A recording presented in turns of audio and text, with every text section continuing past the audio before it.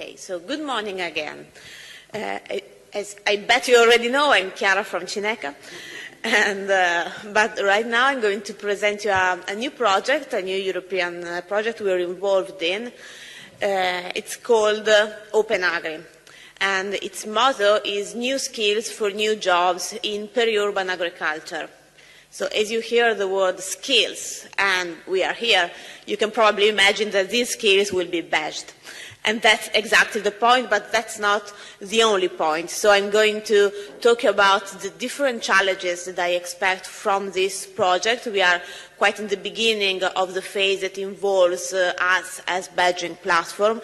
So this is a future-seeing presentation, and I hope next year or in 2 years from now, because it's quite a long project, to bring you the results. So this project is quite manifold. It involves, it is a new program by the European Union. It's called Urban Innovative Actions, and it funds cities, actions that centers around specific cities for urban innovation capable of addressing the new challenges of cities in the current time. So Bologna itself, for example, has won one of these funding for a completely different project about migrants. In this case, we are involved in the City of Milan project, which is about exactly periurban agriculture. It's a very broad partnership of 16 partners, ranging from social actors who are already active in the specific area that will be impacted by the project, to, of course, agricultural specific actors, technological actors, the municipality, of course, and trainers, professional trainers who usually provide professional training for whatever sector, including the agricultural ones. And we are the digitally technological side. So this is where the project will happen. The center of everything is Cascina Nosedo. You see it in the middle. And this is an ancient farmhouse. As you can see in this beautiful picture, it's really where the city ends. You can see the strong, dense block of the city behind. This is the south of Milan. And then the city ends, and we have an agricultural landscape, which you can imagine how problematic can be. Imagine at night in an agricultural landscape, dark, few lights, with these big city apartment blocks just nearby. It's a problematic point in the city. And the purpose of the project is to turn it into something different, turn the Cascina into an open innovation hub whose subject will be periurban agriculture, because that's what it is. It's just at the fringe of the city, creating new jobs and new skills for not just agriculture, but innovative ways to do agriculture around the city, creating a living lab for social inclusion, which is something that already exists, but it will be empowered, and it will impact the food and supply chain for the city, so improving the resilience of the city itself. So you understand it's a very, very big project. What are we going to do with it? This big partnership is going to provide all their skills and expertise to training, the people who will be involved by the project. There has been a call for projects, for ideas, who will take place inside this farm and on the land, on the surrounding land. We've received over 50 candidate projects. I cannot tell you who they are because they are being screened right now, so I don't know yet. But we expect that these projects with their people will bring competencies, because the people who submitted the projects will probably already have some competence in what they want to do, but they will also bring some needs in terms of things that they need still to learn. And we also expect new totally new skills to emerge from this work, because since this should be bringing innovative practices, we expect something new to arise. And open badges have been selected as the way to identify, highlight, and valorize these skills. So we brought our badge platform, Bestr, to this project. Of course, there are some existing frameworks which we will leverage. There is the regional competency framework of Lombardy region, which we will use. It is quite dense. It has over 200 definitions of skills, competencies, abilities, knowledge, only related to the agricultural sector. But as I said, we also expect new skills to arise and to need new definition. This framework, the regional framework, has a three-level hierarchical structure. So we have professional profiles. It's, I don't know, less than 10 professional profiles for the agricultural sector. Each professional profile is made of 4 competencies, and each competency is made of a number of knowledge, abilities, and skills. These can also be intertwined, so the same knowledge can be involved in different professional profiles. And we are going to badge each of these levels. What we are also trying to do, what we will try to do and to offer to this partnership and to this project is the ability to design paths for skills. Some of you probably know, in Bestr right now we have just badges for competencies and projects who can gather together different badges, usually from the same issue or for the same topic. We are going to introduce the concept of pathways. We already changed our mind. The pathway will probably always lead to a macro badge. In this way, we can leverage the existing structure of assessment resources. So if we have a macro badge, all the badges that bring to this macro badge, for example, the professional profiles, will be assessment resources for this final badge. This is easy for us because it allows us to reuse an existing concept, and is also easy, we think, for the user who doesn't need to learn different concepts again. What we are not going to, this is an example of a new professional profile that we are probably expecting to create. What we are not going to create is a big set of constraints. For now, for the beginning, we are just allowing the drawing of paths, but paths it will also be possible to move along paths in any way.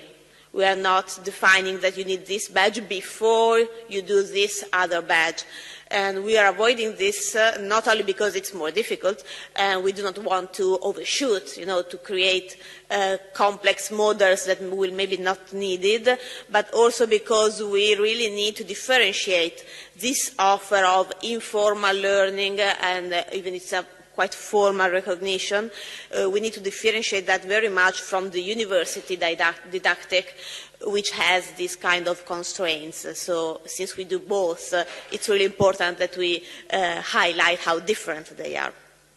So the learner will have a very clear visibility of the path he or she is in and of the path he or she can be in, because maybe he has one badge, and since you have this badge, you can decide to go along this path that contains your badge and get the ones that you are missing.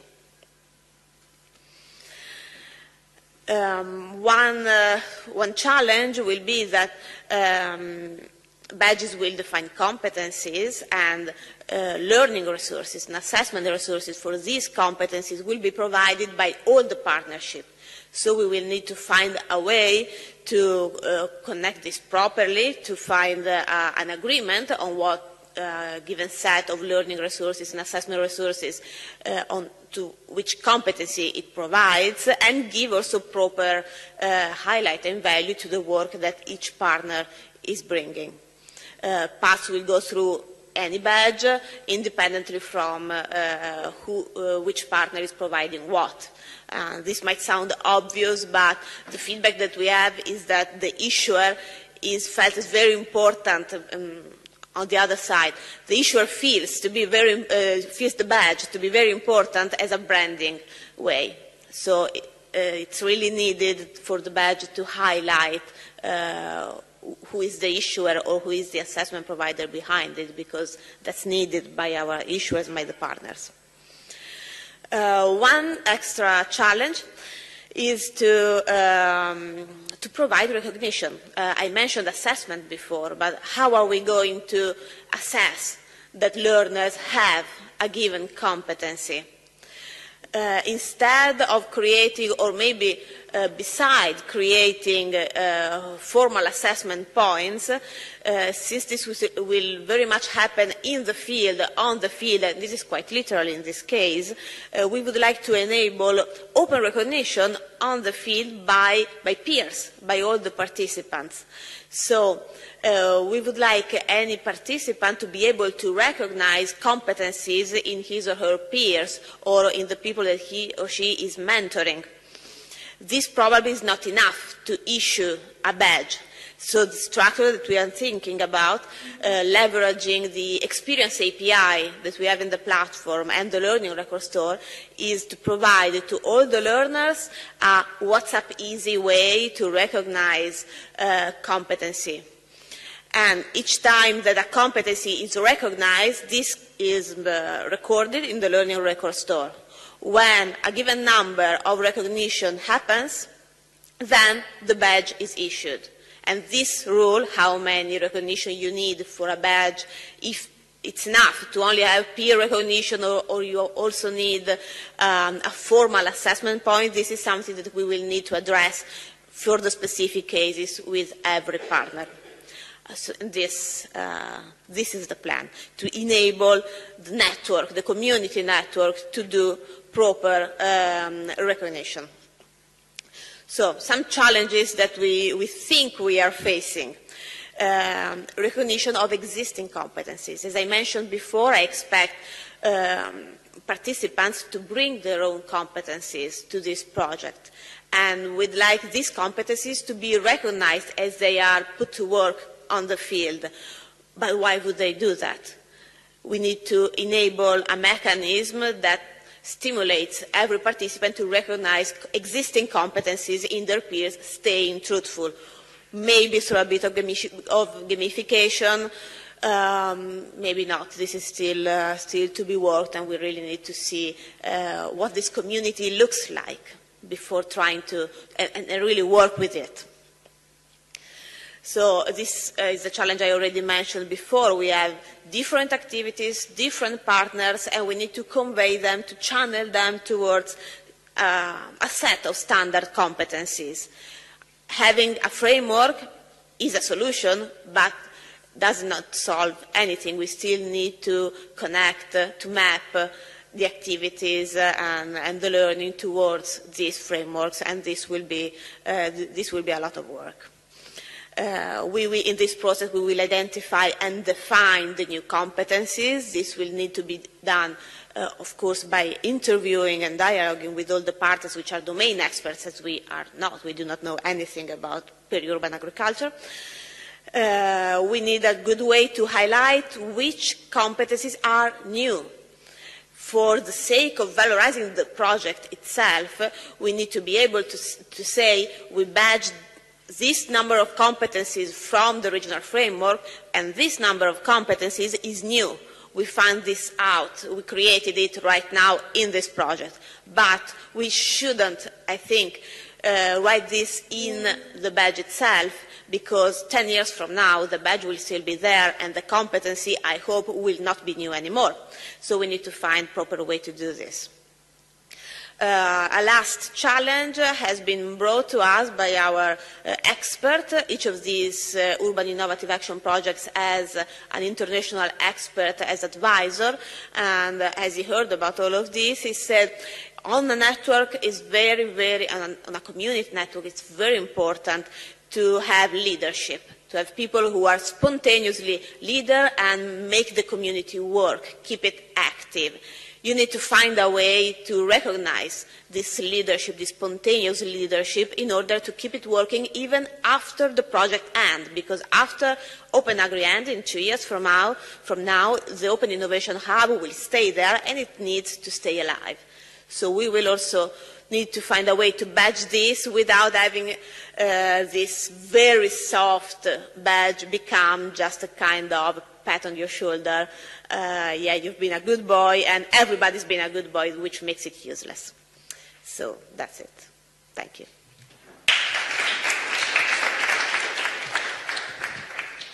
Thank you, Chiara. Any question for Chiara? You are all very, very quiet this morning. No, but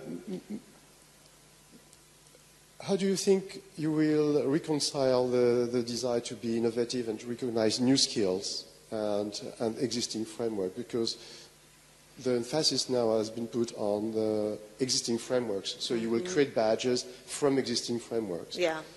And how will you encourage or facilitate the elicitation of new skills and recognition of new skills that will emerge? What kind of process do you imagine will be in place for that? I expect this new skill to already emerge from the first screening of the projects that have arrived. The projects that are selected right now, I and all the partners, we expect that by reading what these projects are about, we can already start mapping which competencies are needed for this project, and we will find out which are missing. So this is a bit of a paperwork done with experts starting. And then the other issue, which is probably what you were thinking about, is to highlight the competencies that really arise during the work. We might probably need to encourage some kind of self-reflection, as Pascal was talking about, to encourage learners to provide them a structured way to highlight, to point it out when something new arises, something that is not matching. Because if something is not matching, it can be the matter can be that you just don't see that it's matching. Sometimes you think that you are unique and that the standard will not fit you because what you do, what you think is unique. This should not be the case. This is not a new skill. This is just a problem of seeing it. In other cases, it is actually a new skill, so it will be a constant coaching, I think. It's really a challenge.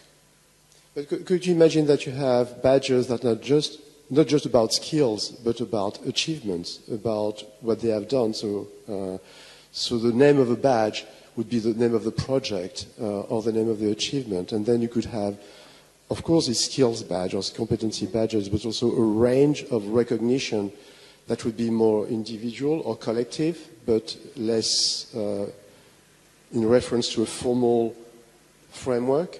You could make reference to the framework, but basically just celebrate what people have achieved and so to provide a bit more flexibility.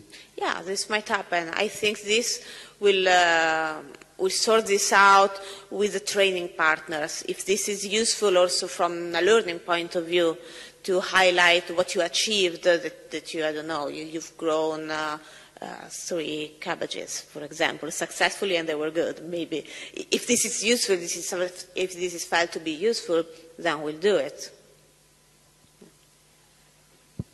Any question, comment, reflection? Okay, thank you very much, Chiara. Thank you.